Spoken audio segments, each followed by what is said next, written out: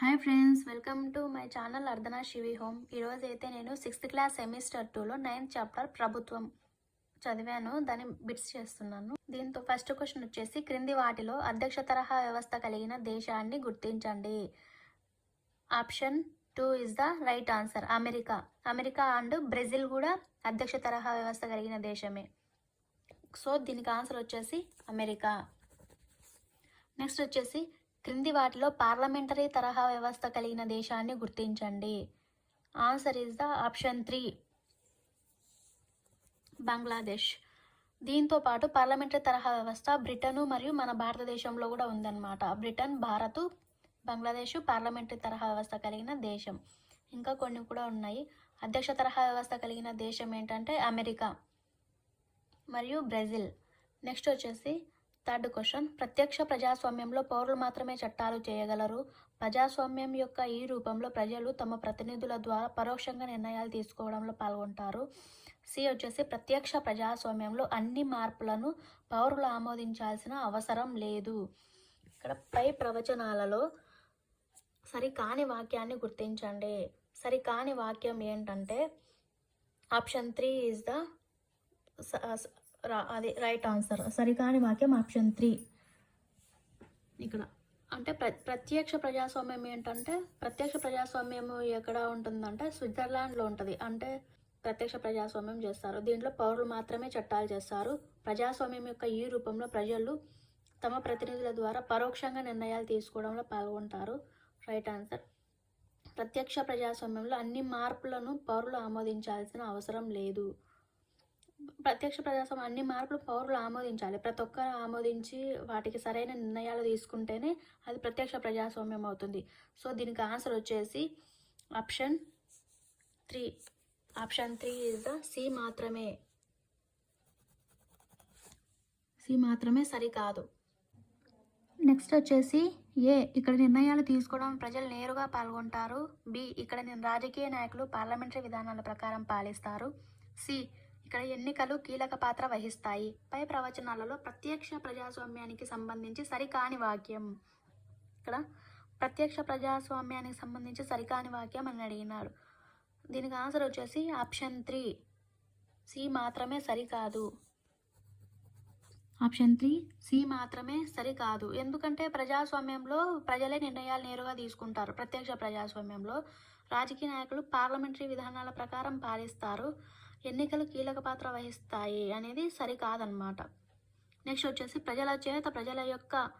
ప్రజల కోసం పనిచేసే ప్రభుత్వమే ప్రజాస్వామ్యం అని పేర్కొన్నది ఎవరంటే Abraham Lincoln. Option 3 is the right answer. ఎవరు? ప్రజల చేత ప్రజల కొరకు ప్రజల కోసం పనిచేసే ప్రభుత్వమే ప్రజాస్వామ్యం అని పేర్కొన్నది ఎవరంటే అబ్రహాం లింకన్. భారతదేశంలో చట్టాలను అమలుపరుచున్నది ఏంటి? రాష్ట్రపతి భవనం. So option 2 is the correct answer. భారతదేశంలో చట్టాలను చేసేది, నిర్ణయాలు తీసుకునేది ఏంటంటే భారత పార్లమెంటు. వాటిని అమలు చేసేది ఏంటంటే రాష్ట్రపతి భవనం. నెక్స్ట్ సెవెంత్ క్వశ్చన్, రాచరిక ప్రభుత్వం గురించి సరికాని వాక్యంను గుర్తించండి. రాచరిక ప్రభుత్వం గురించి సరికాని వాక్యం. 1, రాజు లేదా రాణి పాలనను రాచరికం అంటారు. Correct answer. ఈ రకమైన పాలన రాజు వారసత్వంగా అధికారంలోకి వస్తాడు. Correct answer. చక్రవర్తులను బట్టి పౌరులకు హక్కులు, సౌకర్యాలు లభిస్తాయి. ఇది కూడా కరెక్ట్ ఆన్సర్. రాజ్యానికి సంబంధించిన విషయాలలో నిర్ణయాలు తీసుకోవడానికి ఉన్నత స్థాయి ప్రజలకు అధికారం ఉంటుంది. సో ఇది రాంగ్ ఆన్సర్. ఎందుకంటే ఇది రాచరిక ప్రభుత్వం కిందకి రాదు. సెవెంత్ క్వశ్చన్కి 4th option 4 is the wrong answer. ఎందుకు అంటే రైట్ ఆన్సరు. సరికాని వాక్యం అడిగినారు కాబట్టి రాచరిక ప్రభుత్వం కిందికి ఆప్షన్ 4 అనేది రాదు. నెక్స్ట్, ప్రజాస్వామ్యానికి పుట్టినిల్లుగా ఏ దేశాన్ని పేర్కొంటారు? ప్రజాస్వామ్యానికి పుట్టినిల్లుగా గ్రీస్ దేశాన్ని పేర్కొంటారు. ప్రత్యక్ష ప్రజాస్వామ్యానికి వచ్చేసి స్విట్జర్లాండ్ అవుతుంది. ప్రజాస్వామ్యానికి పుట్టినిల్లు అంటే గ్రీస్ అవుతుంది. 9th క్వశ్చన్, ప్రత్యక్ష ప్రజాస్వామ్య ప్రభుత్వాల గురించి సరైన వాక్యంను గుర్తించండి. ప్రత్యక్ష ప్రజాస్వామ్యానికి సంబంధించి సరైన వాక్యం అని అడిగినాడు. ఏ, నిర్ణయాలు తీసుకోవడంలో ప్రజలు నేరుగా పాల్గొంటారు. ఈ రకమైన ప్రభుత్వానికి ఉదాహరణ స్విట్జర్లాండ్. ప్రత్యక్ష ప్రజాస్వామ్యంలో పౌరులు మాత్రమే చట్టాలు చేయగలరు. ఇక్కడ ఎన్నికలు కీలక పాత్ర వహిస్తాయి. ఇక్కడ ఏమడిగినాడు, సరైన వాక్యం. సరైన వాక్యాలు ఏంటివి? నిర్ణయాలు తీసుకోవడంలో ప్రజలు నేరుగా పాల్గొంటారు. Correct answer.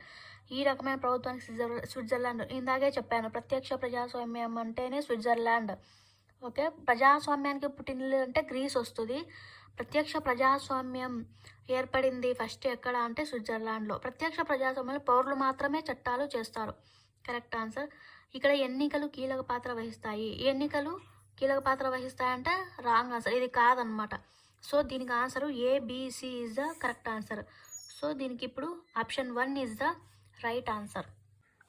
10th క్వశ్చన్ వచ్చేసి పరోక్ష ప్రజాస్వామ్య విధానాల గురించి సరైన వాక్యాలను గుర్తించండి.